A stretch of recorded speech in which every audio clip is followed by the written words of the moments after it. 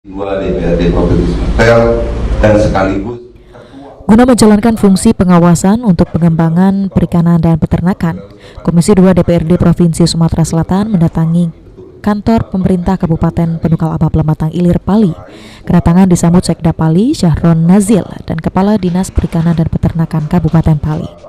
Guna mendukung program pengembangan perikanan dan peternakan, pihak Kabupaten Pali telah mendirikan tempat pelelangan dan pembenihan ikan serta rumah peternakan sapi. Sementara itu, Wakil Ketua Komisi 2 DPRD Provinsi Sumatera Selatan, Asgianto, menyatakan pihaknya akan memperjuangkan untuk perkembangan perikanan dan peternakan di Kabupaten Pali, salah satunya memberi bantuan bibit sapi dan membangun sarana prasarana yang dibutuhkan. Kita akan berjuang bersama-sama sehingga mudah-mudahan kondisi tempat peternakan di Pali lebih baik lagi dan dapat meningkatkan perekonomian masyarakat di Kabupaten Pali. Kabupaten Pali untuk TPI, tempat pelelangan ikan, dan ada usulan juga pembenihan ikan.